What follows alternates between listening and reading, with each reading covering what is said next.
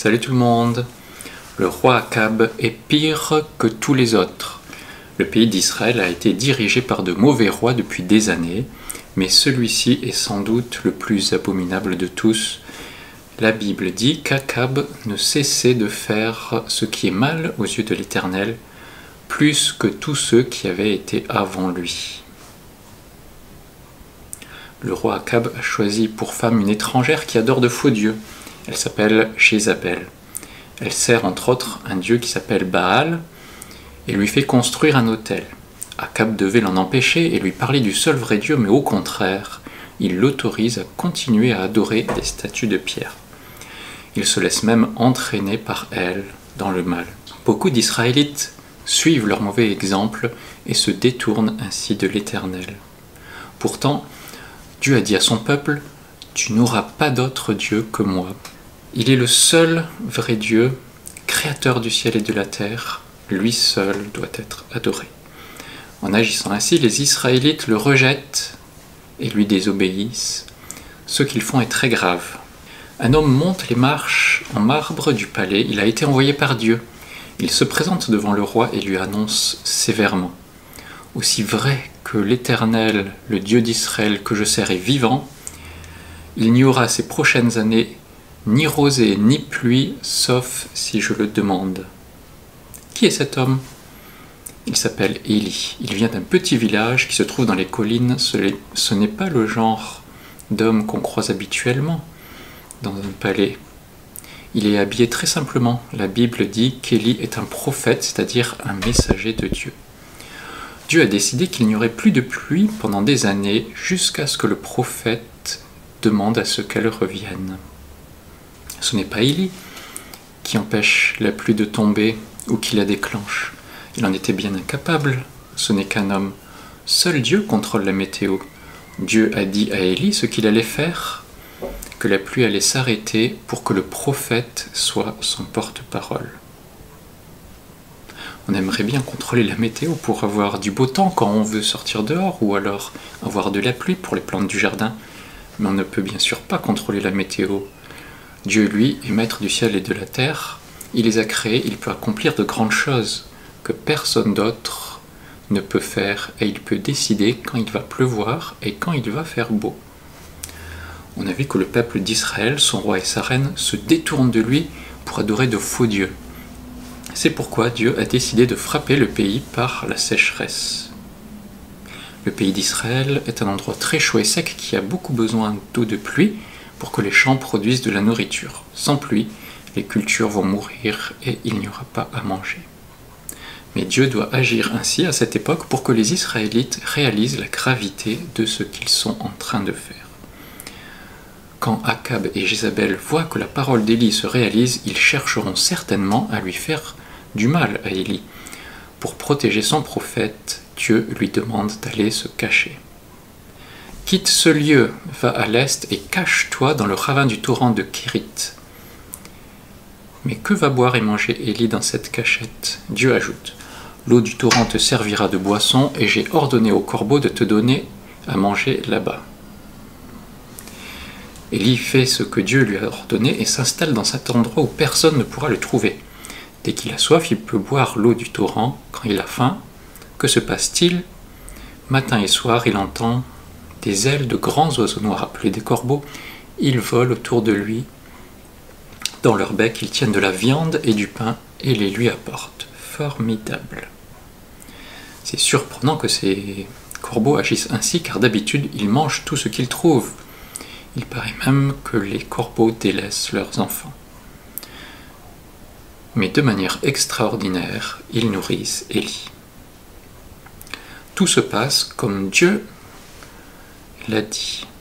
Dieu peut faire de grandes choses que personne d'autre n'est capable de faire. C'est lui qui a créé les corbeaux. Il leur a donné des instructions pour nourrir Élie.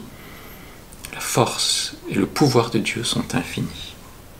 La Bible dit dans 1 Chronique 29:11 « À toi, Éternel, appartiennent la grandeur, la puissance et la magnificence, et la gloire et la majesté, car tout ce qui est dans le ciel et sur la terre est à toi, Éternel. C'est à toi qu'appartiennent le règne, tu es le souverain au-dessus de tout être. » la plus grande chose que Dieu ait accomplie pour les hommes, c'est que Dieu a envoyé un sauveur, Jésus. C'est là l'œuvre de Dieu la plus merveilleuse. Pourquoi avons-nous besoin d'un sauveur? Malheureusement, nous ressemblons tous aux Israélites. Au lieu d'adorer le seul vrai Dieu, nous mettons souvent d'autres choses à la première place dans notre vie. Pas forcément des statues, comme c'était le cas à l'époque d'Élie, mais par exemple, pour les enfants, ça peut être les copains, les jeux, les sports, ou pour les plus âgés, les activités. Lorsque nous pensons, nous disons, ou nous faisons le mal, lorsque nous faisons ce qui n'est pas selon ce que Dieu veut, eh bien, on fait ce que la Bible appelle le péché. C'est désobéir à Dieu au lieu de le mettre à la première place. Comme Dieu est pur et saint, il ne peut pas supporter cela et doit nous punir. Le péché sépare les humains de Dieu et nous empêche de vivre avec lui. Seul Dieu peut régler ce problème, et c'est ce qu'il a fait lorsqu'il a envoyé Jésus, son Fils unique, dans le monde pour qu'il meure sur la croix, qu'il soit puni à notre place pour nos fautes. 3 jours plus tard, Jésus est revenu à la vie. La mort et la résurrection de Jésus ont été la solution au problème du péché. Lorsque nous croyons en Jésus, lorsque nous plaçons en lui notre foi, il devient notre sauveur lorsque nous nous repentons. C'est-à-dire lorsque nous nous détournons du péché, alors nous pouvons être réconciliés avec Dieu. Seul Dieu peut faire une si grande chose. Élie vivait chaque jour combien Dieu pouvait faire de grandes choses. Il était nourri miraculeusement par des corbeaux. Et il pouvait aussi boire l'eau du torrent à longueur de journée. Au fil des jours, Élie constate que le torrent se tarit, il a de moins en moins d'eau, et un matin, le torrent est à sec à cause de la sécheresse qui frappe dans le pays. Élie se demandait certainement, est-ce que je vais mourir de soif? C'est pourtant Dieu qui m'a fait venir ici. Pourquoi il n'y a-t-il plus d'eau? Cela est-il lié à ma situation? Dieu m'a-t-il abandonné? Est-ce que je vais mourir? Le torrent est à sec, Élie se souvient que Dieu l'a conduit jusqu'ici et qu'il a pourvu à ses besoins. Il décide de faire confiance à Dieu et Dieu lui parle. Élie, mets-toi en route et va à Sarepta, dans le pays de Sidon, et installe-toi là-bas. J'ai ordonné à une veuve de pourvoir à ta nourriture. Dieu veut et peut prendre soin de toi aussi et de nous aujourd'hui. Il est capable de faire de grandes choses pour ceux qui placent leur confiance en lui et qui le servent. Dieu a de nombreux moyens de répondre aux besoins de ses enfants. Et lorsque nous traversons aujourd'hui des difficultés, apprenons à faire confiance à ce Dieu tout-puissant qui peut agir au-delà de ce que nous demandons ou pensons. Lorsque nous avons des ennuis, souvenons-nous qu'aucun problème n'est trop difficile pour Dieu, il peut les résoudre. Cela ne veut pas dire qu'il va toujours intervenir comme nous le souhaitons, ni au moment où nous le souhaitons. Dieu peut parfois nous laisser dans des situations compliquées parce qu'il a un autre plan ou parce qu'il veut nous apprendre des choses importantes.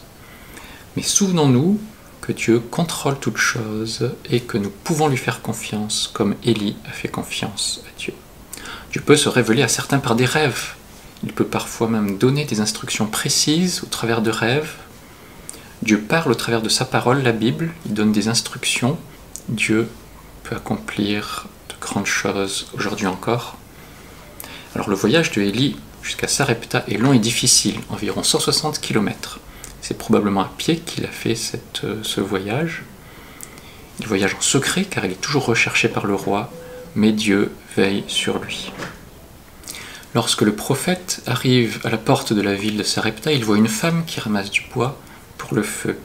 Il l'appelle et lui demande « S'il te plaît, va me puiser un peu d'eau dans une cruche pour que je puisse boire. » La femme accepte d'aller en chercher, puis Élie ajoute « S'il te plaît, apporte-moi aussi un morceau de pain. » « Aussi vrai que l'Éternel, ton Dieu, est vivant, je n'ai pas le moindre morceau de pain chez moi. » Répond la femme. « Il me reste tout juste un peu de farine dans un pot et un peu d'huile dans une jarre. J'étais en train de ramasser 2 bouts de bois Je vais rentrer et préparer ce qui me reste pour moi et mon fils. Quand nous l'aurons mangé, nous n'aurons plus qu'à attendre la mort. Cette femme a perdu son mari. Il n'est plus là pour l'aider. Elle pense qu'elle et son fils vont bientôt mourir. Mais Élie lui annonce une chose très étonnante. « Sois sans crainte, rentre et fais ce que tu as dit. Voici ce que déclare l'Éternel, le Dieu d'Israël. Le pot de farine ne se videra pas et la jarre d'huile non plus, jusqu'au jour où l'Éternel fera pleuvoir sur le pays. » Sans doute la femme est encore un peu inquiète malgré ce qu'elle vient d'entendre, mais elle prépare quand même la pâte et la cuit. Elle donne du pain à Élie qui reprend des forces, puis à son fils et en mange un peu elle-même. Que vont-ils devenir maintenant? Est-ce le dernier morceau de pain qu'ils vont pouvoir manger? Imagine la veuve prendre à nouveau la cruche d'huile. Elle sait qu'en principe elle est vide, à moins que... Elle l'incline doucement et y trouve de l'huile. Puis elle regarde dans le pot, elle voit qu'il reste assez de farine pour faire encore du pain. Quel miracle! Le lendemain, la cruche et le pot contiennent encore de quoi préparer plus de nourriture. Mais comment est-ce possible? Dieu peut faire de grandes choses. Il s'occupe d'Élie, de la veuve et de son fils. Dieu peut faire de grandes choses pour ses enfants. Aujourd'hui encore, il n'a pas changé. Même si tu connais Dieu depuis longtemps, il peut aussi faire de grandes choses pour toi. As-tu un problème trop lourd à porter? Parle-en à Dieu. Compte sur son aide. Es-tu en danger? Mets ta confiance en lui et il te gardera. Es-tu fatigué dans ton service? Dieu peut te renouveler. On veut souvent contrôler tout ce qui se passe dans nos vies et cela nous rassure, mais faire confiance en Dieu, c'est compter plus sur Dieu que sur nous-mêmes pour traverser les situations. Peut-être Dieu agira-t-il plus tard que ce que l'on pensait ou d'une manière inattendue, et Dieu reste le Tout-Puissant qui peut faire des choses que nul autre ne peut accomplir. La Bible dit que à Dieu tout est possible, dans Matthieu 19, 26. Dieu veille sur Élie et le protège, mais que devient le roi Akab? Si enfin il croyait en Dieu, les choses seraient bien différentes.